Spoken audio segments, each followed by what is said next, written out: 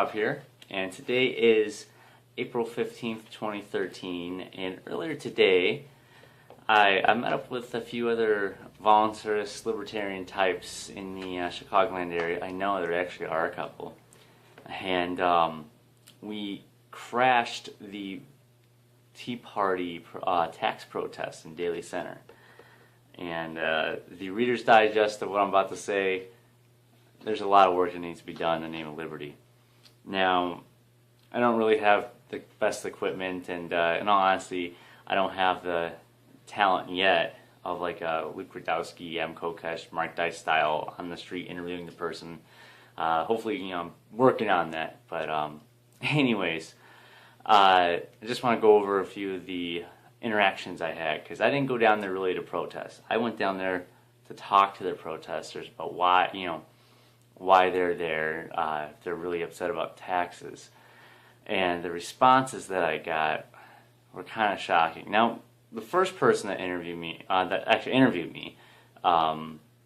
she wasn't trying to have a dialogue with me. It was Marshall Inner, because she was a Florida Sun-Times, and she saw my flag, which I brought with me, kind of try to bring in like patriots and whatnot. They see that don't tread me apart, they might ask, well, what's with the gold and black and whatnot. But anywho, she asked me like why I'm there, and I tell her I'm not here to protest. I'm here to talk to the protesters, because I used to be one of them, and I want to wake them up to the real message of liberty, not what they think it is.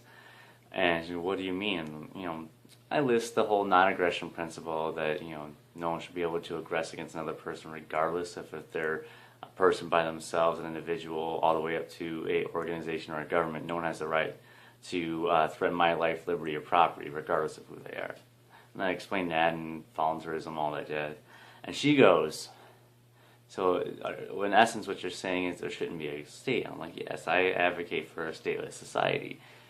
And she goes, isn't that kind of extreme? And without missing a beat, I go, well, isn't it kind of extreme to think that that a government can lay ownership over my body just because some people voted for it? She seemed so caught off guard. It was like an awkward pause for like 15 seconds. And she literally said, like, I never thought of it that way. And I'm like, well, think about it. And it was crazy. I don't know. I had another interaction with a there's a couple Ron Paul leaning people, and they go down the whole Paul bot route of we're talking about taxes. I kind of approach him like, well, do you own yourself? And he goes, yeah, I do. He's like, well, can I steal from you? And they could say no, but and then I say, well, is taxation theft? And of course they go yes, and I catch them and like, well, are you for no taxation? I was like, well, no, we need some taxes to pay for things. I'm like, well, so you're for just a little theft instead of a lot of theft. And it's like, if you're against theft, you should be against theft at all levels. And when I ask them like, where do they get the government get the right to steal? And of course they go down the constitutional route, and they tell me, well, Congress is in the Constitution, Article 1, Section 8. I'm like, well, Article 1, Section 8 says that the government has the right to steal from you and to regulate your life via commerce. Of course, they don't look at it that way, and I was like, well, that's the power that's given to them, but why do they have that? I kind of push the fact that it doesn't matter if it's written on a piece of paper. If I write it on a piece of paper, I can rob you, or they're written on a piece of paper that I have rights. It's not because any of that's on there. I never have the right to steal, and I never have the right to hurt anyone or whatnot, but I also have rights because I'm a human being, not because it's written on a piece of paper either. So trying to get that across. So there's a few Ron Paul supporters down there that were very open to it. And then of course there's always these group of people like running, trying to get congressmen elected and all that jazz. And whenever anyone came over with whatever pamphlet they had, I always try to ask them, well, why are you here? What is your idea of liberty? What are you pushing? And there'd be a couple of people that hand me a pamphlet that would say they're for the free market. I'm like, all right. And then literally the next line, this is multiple pamphlets, we're for lower taxes and fair regulations. I'm like, you're advocating taxes an anti-tax protest, doesn't that defeat the purpose? And I kind of asked him that straight up, like, we're here to protest taxes, and you're telling me you're for taxes. This is the wrong rally. And that happened multiple times, and I felt kind of like, everyone I guess is here to, they're not protesting against taxes. They want taxes, just not as many as they're given or forced upon them. And then this is where I feel ashamed a little bit and sad. This is when they kind of open up the whole, they start the shindig, and they open up with the Star Spangled Banner, and then they open up with a Pledge of Allegiance. And I'm in a sea of roughly 200 or 300 people, which, to be honest, did not seem like a lot of people. I was kind of shocked by the little turnout as it was, because I've seen protests in the past that had like a couple thousand in Chicago. And I felt like I was like literally like Neo or Morpheus in the Matrix. I'm standing there in this sea of people like putting their hand over their heart and like literally pledging allegiance to the government they're protesting. I'm thinking to myself, you're at the wrong protest if you're pledging allegiance to the government that is stealing from you, that you're protesting to start with. It made no sense. It was as if I was in like a cult or something. It was scary. I know that sounds shameful and horrible to say, but I'm like, why would you pledge allegiance to the same people stealing from you and controlling your lives? It made no sense to me whatsoever. Anyways, afterwards, after the whole shindig was over, I approached two groups of people. There was a booth over there. Well, I'm going to get to that one for a second. First off, I ran into some, I guess, We Are Changers from Chicago. One person recognized me. By the way, you guys, I know we kind of disagree. They had End of Fed t-shirts and whatnot, InfoWars, and I'm an InfoWars supporter. That helped wake me up. I kind of feel like I've philosophically moved past Alex Jones, but nonetheless, I know they're open-minded, and we had like a great debate about government and all that jazz, and they're great at it, and they weren't like ridiculing me. They were literally interested in what I was talking about, and vice versa. And it was a great debate. So if you guys see this, that was awesome, and keep spreading the word as well, because your level of awakeness as well. So keep up the good work. But I ran into this booth, and I was talking to a couple people there, and this one guy came up. They represent. They're called the Restore Our Principles, a student-led organization dedicated to promoting the ideals that have made the United States an exceptional nation. It's RestoreOurPrinciples.org. And wow, this story gets. I wish I was recording this. I really do. So on this pamphlet, this is how this whole thing started. They are for fiscal responsibility, but this is the best part: simplified and fairer taxes and regulations.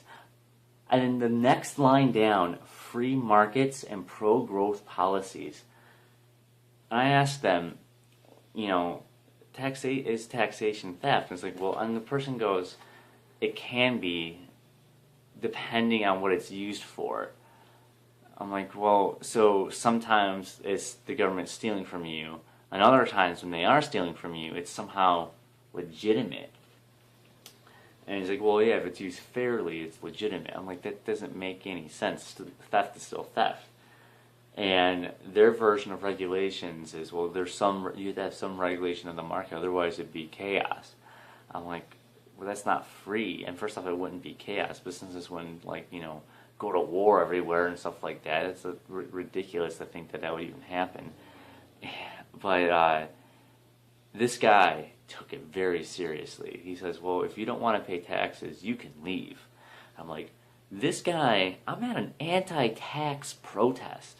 And this guy's telling me, in the middle of this, that if I don't pay my taxes, that I can leave. And he literally looked me dead in the eye and was like, and if you don't pay them, we'll deport you.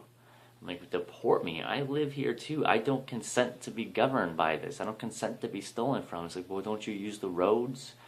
The road argument. I'm like, first off, just because something was built with stolen funds before I was born does not obligate me to be enslaved to the people that inherited that institution. That's like that's literally the same logic. Well, if I was born on a plantation, I'm indebted or owned by the children of that plantation. That makes no sense whatsoever. And I kept calling him out on it. Like, well, so you're saying that somehow this group of people that I've never met in a faraway land have the authority to literally pick up a gun, point at my head, and tell me to get the hell out if I even say or act as if I'm going to resist theft against me. And he's like, well, you signed the social contract. And I'm like, well, do you believe in life, liberty and property, life, liberty, and property? And he goes, well, of course I do. So it's like, well, I agreed to that too. So, well, and then he goes, well, if you agree to that, you agree to the social contract, which I've never heard that argument before. But I was like, for debate's sake, I'll agree with you that we both agree with those. And he goes, well, my life's affected if we don't have roads or what have you. So we need to, because you're resisting us, you're affecting my life. I'm like, really? That's a huge stretch. Like, no one has the authority to steal because some agency might not spend some money in your favor down the road. And I try to make the argument where literally, like I was pointing out a business nearby, like that business, if they wanted more customers to come to them, if there's no government, they would pitch in to help fix that road because they want customers to come to their store. Why would they allow a road to be completely deteriorate in front of their establishment? Multiple establishments, all the businesses would pitch in because they want people to come to their store. Assuming one business didn't, they can have some sort of advertisement where this, everyone would say they never pitched in, we did. I don't know, something crazy like that. Maybe, who knows? But nonetheless, a road would still be built regardless if there was a government to steal money to do it. It's a good idea. People would pitch in for it. It doesn't make sense that someone wouldn't pitch in for that service. And he goes, well, that's not how it works. And if you want to opt out, you can, but you can't use any services whatsoever. I'm like, so you're saying I can't use roads? And he goes, yes.